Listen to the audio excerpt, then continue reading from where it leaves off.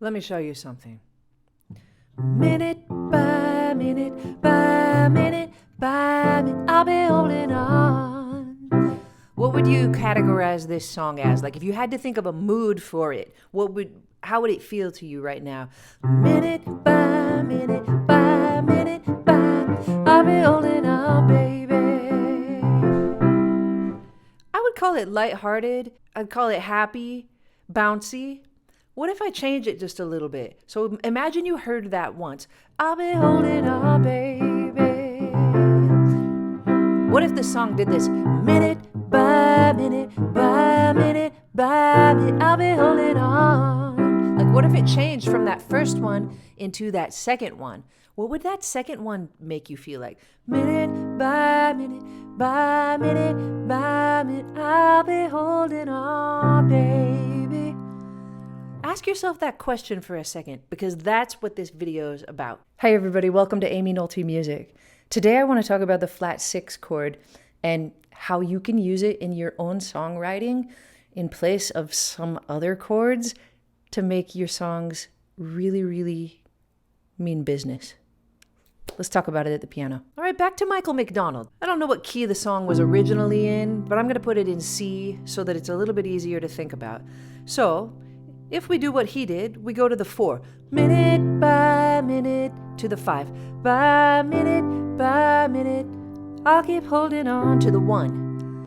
I'm going to make the case in this video that using the flat 6 chord is a way to create a different kind of feel for your song. And the only way that I know how to describe it is to say that it either means business, it's dramatic, or it's more interesting. I think all three of those things are true, and I'm going to try to prove it to you today. So, what's the problem? Like, what makes it interesting or different if Michael McDonald would have gone minute by minute by minute by minute, I'll keep holding on. It wouldn't be so out of the ordinary if the song was minor. And it went minute by minute by minute by minute, I'll keep holding on. That wouldn't be so out of the ordinary. It's not really out of the ordinary to do this. But it is out of the ordinary to do this. It changes everything, doesn't it? And isn't that fun? Let me teach you about it for a second. Music theory stuff. And you're going to think that I'm going to lose you, but I'm going to bring you right back in. I promise. All right, so typically when we play in C major, these are our chords.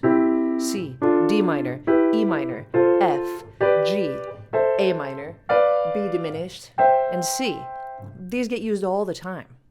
You'll notice there was never an A flat, never a B flat in there. That's because these two notes,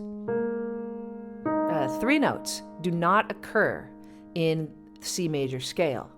So we have to ask ourselves where do they occur, and it's in a C minor scale. In the natural C minor scale, we do have an E flat, we do have an A flat, and we do have a B flat. So usually we say that if these kind of chords, like flat 6 and flat 7, get used in a major key, we're borrowing from C minor, because in C minor, those chords would happen. If we had all of these notes, which is the C natural minor scale, and we made play 1, skip 1, play 1, skip 1 out of it, just like we did with C minor, these are our chords. And there you see it happens, and there you see it happens. They occur naturally in the C natural minor scale. Now, this might be a little hard for you to think about, even though I've put it in C. You hear this sound all the time. And I'll bet that the first song you ever wrote was in A minor, and that it used these 3 chords. A minor to G to F to G to A minor. I'll bet that's super familiar to you. And that's because it's doing just what I was doing in C minor. When I was talking about the chords A flat and B flat in C minor, that they're normal, it's the same in A minor. This is where I'm hoping to bring those of you I lost back in. These chords, they happen in A minor. Right? Here's the A minor natural minor scale. F, flat G. They happened there. But think of how strange it would be if we went F, G, and then A major. That's what I'm talking about today. Isn't it cool? I want to show you some songs that make use of this flat 6 chord. Sometimes also the flat 7, but mostly just the flat 6. And the first one that I want to talk to you about is ABBA.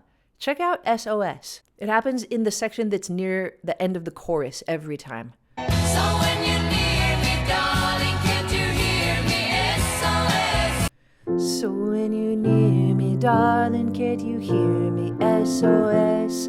Like that. But then right at the end of the chorus, it goes. When you're gone, how can I even try to go on? When you're gone, though I try, how can I carry on? Do you hear what I mean about how it creates drama? How it means business? It like drives the point home? It does all of those things. What if they didn't, though? What if ABBA, instead of going to that D flat chord, what if they did, what Michael McDonald was doing in the other song? I'd like to make the point that you can use this chord, the flatted 6 chord, as a substitution chord for the 4 chord. So what if they had done, instead of going flat 6 to flat 7 to major 1, what if they did 4-5 to major 1? So it could go, when you're gone, though I try, how can I carry on? It doesn't mean as much. When you're gone, though I try, how can I carry on? It means far less if you use the 4 chord. Isn't that cool? Now let's talk about it in the key of F for a second. So if we were in F and we wanted to use a 4 chord, all we would have to do to get the notes of the 4 chord, B flat, D, F, is to raise these 2 notes here. And we have B flat, D, F. So the voice leading is great to go from 1 to 4. How much more difficult is it to go from 1 to flat 6? Here it is. It's a D flat major chord. It's no more difficult. In fact, it might even be a little bit easier because this one has to move a half step to get there, and this one has to move a half step to get there. But in order to get to B flat from F, this one has to move a half step, and this one has to move a whole step. So you could argue that it makes much more sense to borrow from that minor key because the voice leading is a little bit less than it would be if we did the 4 chord. How about that? The next one I want to talk about is a little less known, but it's nice. It's Michael Prater, 5 Years Later by Ben Folds. Listen to it. Michael Prater, surrender, who knows what? He's using these chords, which is cool. But then he moves up.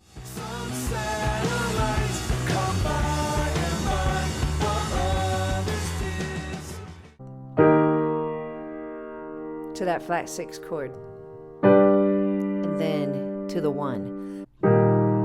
He just uses that E flat as a surprise chord for the chord that's going to lead us back to 1, and it works because of the voice leading I just talked about.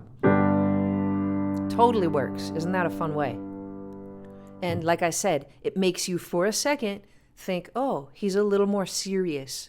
At this point, for some reason, the flat 6, it's just a little more serious. Take a listen to Blow Up the Outside World by Soundgarden. Nothing seems to kill me. Soundgarden was known for using unorthodox chord changes, and I want to say that all grew out of this grunge movement because Nirvana did it all the time as well. So to use E back and forth to C, back and forth to C, nothing seems to kill me. I mean, it's surprising sounding, and doesn't it kind of remind you of Nirvana? I don't know, it does me every time I hear it. The melody. 3-1. Then that note is in the C chord. It's the 3rd of the C chord. Seems to kill me, no matter how hard I try. It's surprising though, right? We're just not used to it. What if he would have gone to the 4 chord instead? Nothing seems to kill me. No matter, it still may have been a hit, but it feels so much happier, doesn't it? It doesn't have anything dramatic about it. Maybe even sinister in this one. Nothing. And like I said, the voice leading, it's right there. It's so beautiful and perfect. The next one I want to talk about is Belinda Carlisle. Do you remember Weak? Take a listen.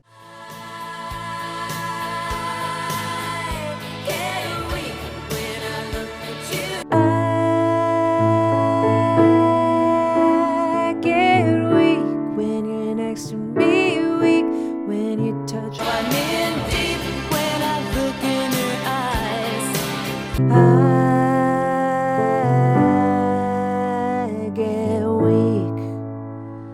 She climbs up like I did in the beginning with Minute by Minute.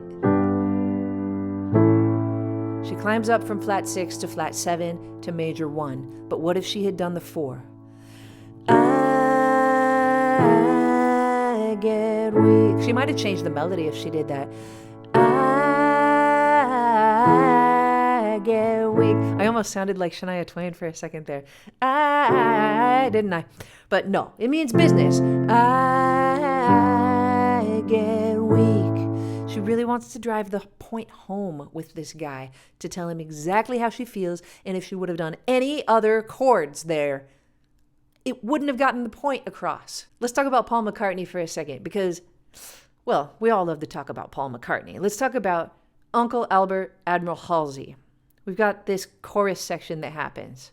Hands across the water, water, hands across the sky. There it is. It's another climb up. Flat 6, flat 7 to major 1. To me, it's interesting. Way more interesting than if he had done 4-5-1. Hands across the water, hands across the sky. So much more interesting. Even a little bit regal. Sky. Just like it gets used in video games all the time. Listen to the ending theme music of Super Mario Bros. 2, which is my favorite Super Mario Bros.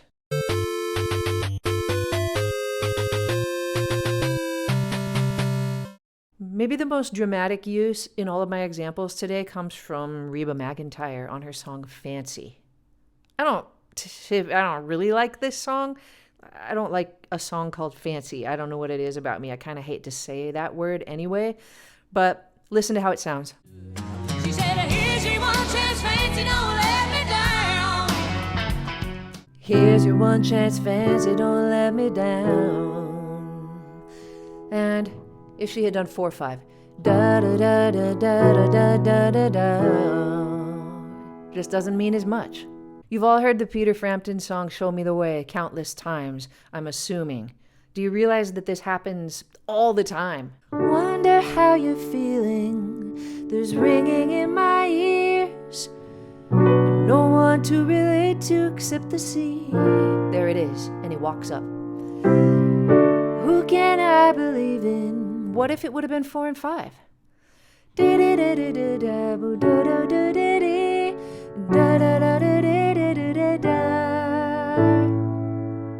It's just so much more lighthearted, isn't it? So I'm begging you guys, next time you think about taking the easy way out, which is 4 to 5 or just 4, think about this flat 6 chord. You're going to create so much more intrigue. It's going to make your song sound mysterious and dramatic and like you mean business. Check out how the Beach Boys do it here. This song is very interesting, worth an analysis of its own, but listen to the interlude that happens. Well, I'll play you the verse first. We've been friends now for so many years. Then I'm going to play you the interlude where the flat 6 chord happens.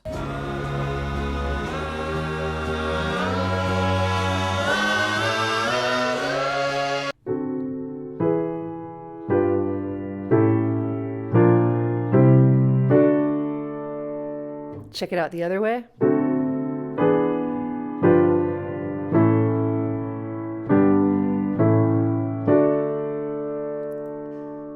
Way to go, Brian Wilson. And this is one that you've never heard of before, but it's my very favorite of all of the songs.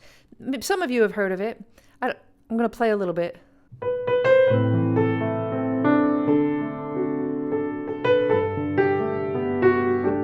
Anybody recognize it? It comes from Charlotte's Web, the animated version that came out in the 80s. Written by the Sherman Brothers, Disney's Sherman Brothers. Listen, we're on minor 6. You think it's going to stay there, because it could, but it's going to lower to the flat 6. And that's a completely different way to use the flat 6 that we haven't even talked about.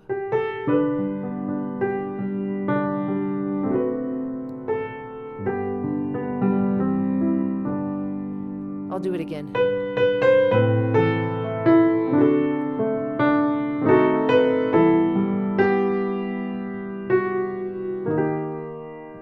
Oh, doesn't it just kill you? So in this instance, it's substituted for the minor 6 chord. Because it could have stayed.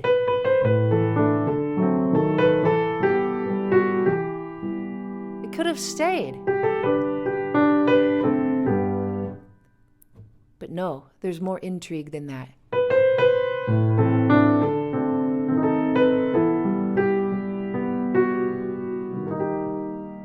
How gorgeous. Oh, it's so gorgeous, you guys. Can you feel that? Like, it carries such a weight with it. I can hardly even believe how beautiful it is. And it's one that I'm going to make note of and try to use myself. And it's this kind of thing that keeps me in music. It's this kind of thing, when I come across something like this, I just know that there's nothing else but music for me. Like the thing with the most gravity in my life is this. It's melody and harmony and rhythm, you know? It's all of it coming together. But for me, harmony has always been the most important of those three. I know that they all work together and that I utilize all of them all the time. But I love harmony so much that I made a course all about it. It's called Everything I Know About Chords, Part 1 and Part 2. And you can get them if you sign up for Nebula. It's a 2-part course, and it's about 2 hours long, and it's called Everything I Know About Chords, Part 1, Part 2. And in this class, I walk you through music theory slowly and with purpose, giving you opportunities as you sit at your instrument, could be piano, could be guitar, could be saxophone, to practice everything I'm going over. And even if you've never heard of a major chord or a minor chord before, you'll be able to understand everything, because I take you right from the beginning, and I take you just about as far as I can take you. Everything I Know About Chords, Part 1 and Part 2, that's just one of the classes that I've created on Nebula. I have another one about the blues that I shot with my friend Adam Neely, and I have 4 in-depth interviews with amazing jazz pianists where we go into great detail about how they think when they make musical choices. I learn a ton from them every time. I've interviewed Larry Goldings, Dennis Ham of Thundercat, Jackie Terrison, and Jacob Mann. This series is under the Classes tab in Nebula, and it's known as Quarter Notes with Amy. Nebula is also the place where I put my videos first. You can always see them several days before you'll be able to see them on YouTube, and I can put bonus videos and extended cut videos on Nebula that you will never see on YouTube because it's a place for going deeper. I can go really in depth and show you musical examples from recordings in ways that I never could on YouTube because of how difficult it is to avoid the freaking copyright strikes there. Nebula is also a place where you can get PDFs that I add to my videos oftentimes. Always, if there's a PDF, it's going to be in the description of the video on Nebula. Joining Nebula won't just get you access to all of my extra videos, it'll also get you access to bonus content from many other music creators that you already know, like Mary Spender, Adam Neely, 12-Tone Music, Charles Cornell, and it's a platform with no ads ever. There's nothing to let you know how many times a video has been viewed or liked or commented on because those things don't matter on Nebula. It's a place to learn about the world around you. And you can do that across the entire platform as you explore videos about a variety of subjects. Breathtaking original videos from Nebula. Subjects ranging from film, current events, history, culture, and even some that are just plain fun, like the original series, Jet Lag the Series, where hilarious friends race across the globe and complete challenges and make me laugh my butt off every time. Signing up for Nebula is easy if you use my code. It's only $36 for the entire year, which is less than 1 cup of coffee per month. $3 per month, it's a really low price to get everything that you get with Nebula. And also, one really cool perk is that you can now access guest passes so that if you watch a video that you think is absolutely amazing and your friend doesn't have Nebula, you can share it with your friend. Check out all of the different levels of sharing that are available to you. I'd love to be able to help you to fill in these gaps, progress faster on your musical path than maybe you ever have before. Hey, thanks everybody for watching so much today, and I'll see you next time on Amy Nolte Music.